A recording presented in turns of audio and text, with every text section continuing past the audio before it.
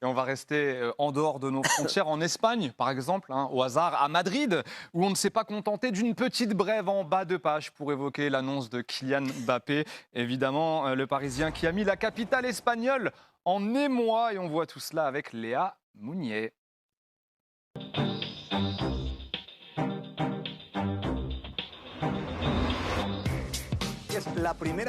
Après toutes ces années de rumeurs, c'est la première fois que Kylian Mbappé annonce qu'il quitte officiellement le Paris Saint-Germain. Mbappé annonce ce que tout le monde sait déjà.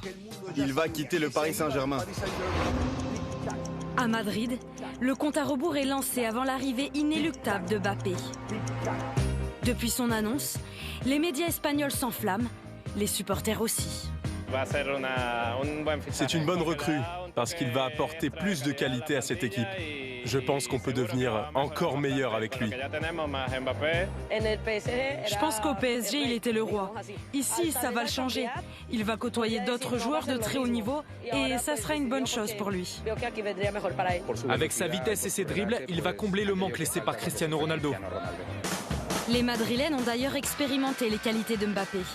Sur les 3 dernières rencontres entre le PSG et le Real Madrid, il a marqué à chaque match. Pour l'instant, le transfert n'est pas encore officiel. Lors de la large victoire du Real hier à Grenade, Carlo Ancelotti botte en touche. Je ne tiens pas à parler du sujet Kylian Mbappé aujourd'hui. Nous avons des choses importantes à gérer avant la finale. Mbappé a aussi des choses à gérer avant son arrivée quasi certaine dans la capitale. Kylian peut être la nouvelle star du Real Madrid, mais il doit répondre à une série d'exigences. Il doit bien s'entendre avec l'équipe, rester humble. Kylian Mbappé a plus besoin du Real que ce que le Real n'a besoin de Kylian Mbappé. Et ça, faut pas l'oublier. Depuis tout petit, Kylian rêve du Real. Il parle l'espagnol couramment et il l'a prouvé lors de son dernier passage en Espagne après la victoire contre Barcelone. Tengo el sueño de ganar la Champions con París, seguro.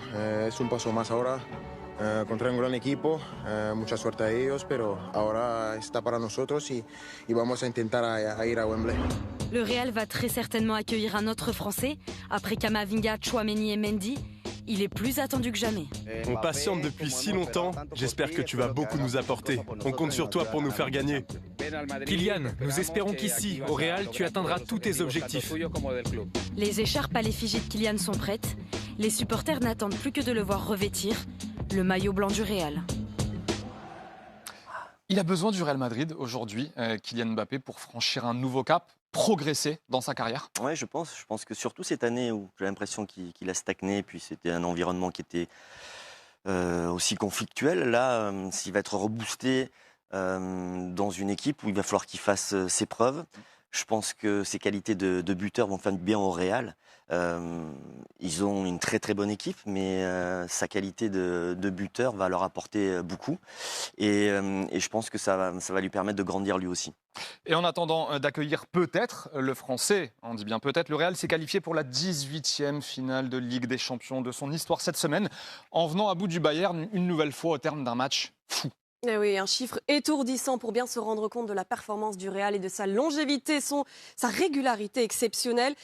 Sur les 17 finales de Ligue des Champions disputées pour l'instant, le Real en a remporté 14. La dernière finale perdue, pour info, c'était face à Liverpool. C'était en 1981. Bichente, comment vous expliquez cette capacité qu'ont les Madrilènes à renverser les matchs et les situations? C'est le Real, ils le font tout le temps.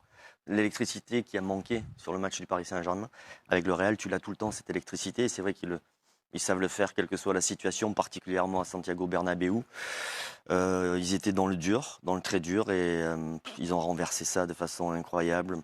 Ouais, cette culture de la gagne qui est présente, même s'il y a cette décision arbitrale un peu curieuse malgré tout, parce que normalement, on doit laisser continuer l'action sur le but de De Ligt qui n'a pas été validé. Et on va revenir sur cette rencontre et se pencher un petit peu sur l'ADN du Real Madrid, celui qui fait que ce club ne meurt jamais, tout simplement. C'est le grand format de téléfoot et cette semaine, il est signé Yacine N'Faoui. Régalez-vous. C'est une victoire à l'expérience, au courage, à la Madrid. Au terme d'une soirée folle, le Real renverse le Bayern et se qualifie pour sa 6e finale de Ligue des Champions en 11 ans. Invincible, éternel, Les rois d'Europe aux 14 couronnes enchaînent les miracles saison après saison. À chaque fois qu'on donne mort le Real, il revient. Et nourrit une histoire toujours plus légendaire. Emmenée désormais par Vinicius Junior et Bellingham, la nouvelle génération madrilène assume aujourd'hui l'héritage. Ça signifierait tellement pour moi de gagner ma première Ligue des Champions avec ce club, de terminer la saison et partir en vacances avec un si beau trophée à la maison. Ce serait une grande satisfaction. Jamais rassasié, le Real Madrid rejoint le Borussia Dortmund à Wembley avec un seul objectif, conquérir sa 15e Ligue des Champions.